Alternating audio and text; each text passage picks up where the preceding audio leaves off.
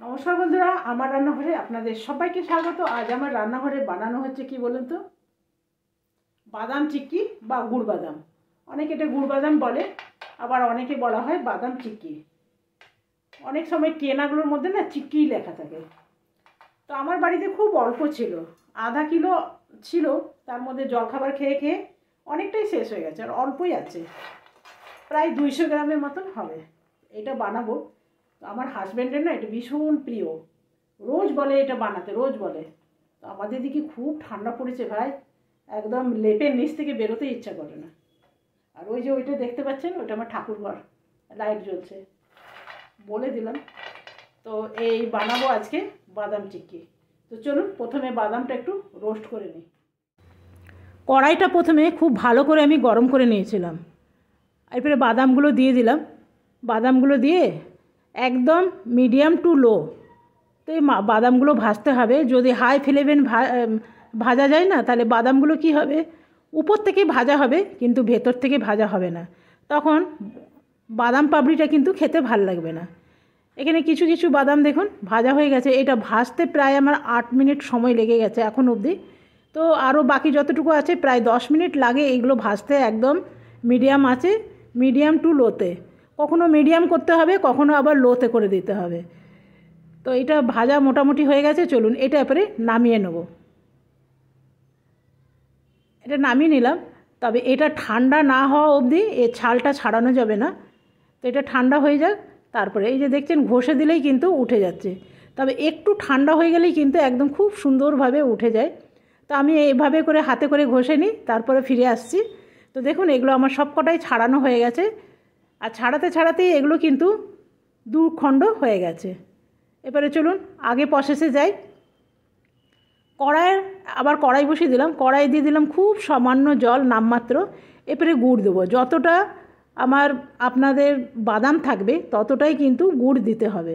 তবে ওখানে অল্প কম বেশি হলে কিন্তু কোনো ব্যাপার না। তো গুড়টা কিন্তু একদম যখন হালকা হয়ে যাবে, আপনি দেখেই বুঝতে পারবেন যে গুড়টা একদম হালকা হয়ে গেছে, তখনই বুঝতে হবে যে এই পাকটা কিন্তু একদম ঠিকঠাক আছে। আপনাকে আমি দেখাই, এই যে দেখছেন বাটির মধ্যে জল নিলাম, আর যখনই গুড়টা ভেসে উঠবে তখনই জানবেন গুড়টা একদম পারফেক্ট হয়ে গেছে। তো গুড়টা আমার ভেসে উঠেছে। তো এটা ঠান্ডা হয়ে গেলেই কিন্তু খটখটে হয়ে যাবে। আমি এইভাবেই বুঝি, গুড়টা যখন একদম ভেসে উঠে তখনই জানতাম এর পাকটা একদম ঠিকঠাক হয়েছে। তবে সব জিনিসের পাক কিন্তু আলাদা আলাদা। আপনি যদি মুড়ির মোয়া করেন তখন কিন্তু পাক আলাদা থাকে। আমার বাড়িতে কিছুগুলো রোস্টেড তিল ছিল, সেগুলোও দিয়ে দিলাম। রোস্টেড তিল যদি এর মধ্যে দেওয়া হয় না, খেতে ভালো লাগে। তবে কালকে তিলের লাড্ডু বানিয়েছিলাম, তো কিছুটা রেখে দিয়েছিলাম, সেটাই এর মধ্যে দিলাম। আর আমি নিয়ে নিলাম ইকোবেক। ইকোবেকের জায়গায় আপনি বাটার পেপারও নিতে পারেন, তবে বাটার পেপারগুলো নিলেই ভালো হয়, এগুলো বেশ সাইজে বড় থাকে, এগুলো একটু সাইজে ছোট ছোট না। তো এগুলো যদি আপনি ভালো করে বেলতে যান তাহলে মুশকিল হয়ে যাবে, যদি একটু বড় বেলতে মন করে তাহলে পারবেন না। সেই জন্যে বাটার পেপার নেওয়াটাই ভালো। তো আমার কাছে বাটার পেপার ছিল না, এটাই ছিল, সেই জন্য এটা দিয়ে করে দিলাম। আর এমনি বেল্লা দিয়ে টপাটপ বেলে নিতে হবে, ঠান্ডা হওয়ার আগেই। মানে যতটা আপনি শেপ দিতে চাইবেন সেই রকমভাবে করে নেবেন। যদি পাতলা ভাল লাগে তো পাতলা, যদি মোটা ভাল লাগে তো একটু মোটা রাখবেন। তো দেখুন আমি এই রকমই রাখলাম, এর চেয়ে বেশি আর আমি পাতলা করলাম না। আর এটা গরম থাকা অবস্থায় কিন্তু কেটে নিতে হবে, একটু ঠান্ডা হয়ে গেলেই কিন্তু কাটতে পারবেন না, কেন গুড়টা একদম কড়া পাক দেওয়া আছে। তো কড়া পাকের জিনিস তো বুঝতেই পাচ্ছেন, যদি একটু ঠান্ডা হয়ে যায় তাহলে কিন্তু কাটতে পারবেন না। তো আমি এভাবেই কেটে নিলাম। সাইডেরগুলো একটুখানি অন্যরকম হয়েছে, তবে মধ্যেরগুলো খুব সুন্দর চৌকো চৌকো হয়েছে। আমি কেটে নিই, তারপর আপনাদের আমি দেখাই। ভালো করে কেটে নিতে হবে, যেই সব জায়গায় কাটেনি দুবার করে চাকুটা একবার চালিয়ে দেন। এরপরে আমি নিয়ে নিলাম প্লেট, আর দেখুন কি সুন্দর নিজে নিজে উঠে আসছে। এটা হলো কড়া পাকের বাদাম চিক্কি। বানালে একটু কড়া পাকেরই বানাতে হবে। মধ্যেরগুলো সুন্দর কিন্তু চৌকো চৌকো হয়েছে। আর যতক্ষণ না এটা ঠান্ডা হবে না, ততক্ষণ অবধি কিন্তু খটখটে ভাবটা আসবে না। এটাও দেখুন সুন্দর হয়েছে। এই সাইডেরগুলো একটু খারাপ হয়েছে, এইগুলো কিন্তু দারুণ সুন্দর চৌকো চৌকো হয়েছে। ওই যে আপনাকে বললাম বাটার পেপার নিলে কিন্তু আর একটু সুন্দর হতো। এটা একটু সাইজে ছোট।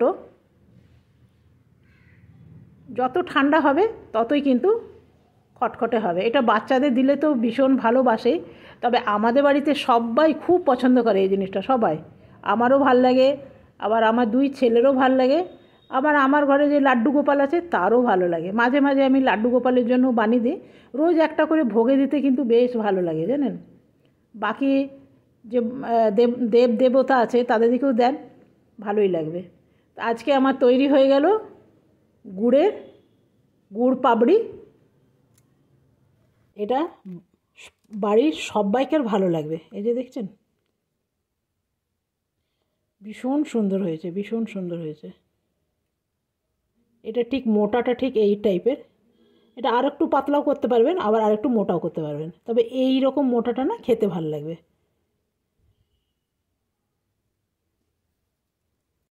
একবার যদি একটু বেশি করে বানিয়ে নেওয়া যায় না, তাহলে একবার বানালে পুরো শীত কিন্তু আপনারা এনজয় করতে পারবেন।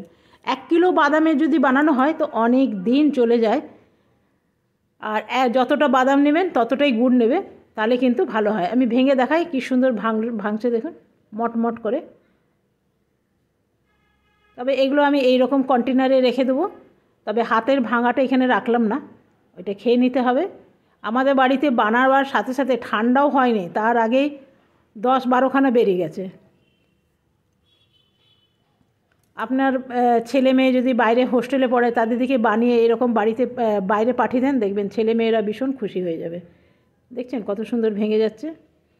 আশা করি আপনাদের ভালো লেগেছে। ভালো লাগলে একটা লাইক করতে ভুলবেন না। কালকে আসবো নতুন ভিডিও নিয়ে। আপনারা সকলে ভালো থাকবেন, সুস্থ থাকবেন। Thank you, bye by.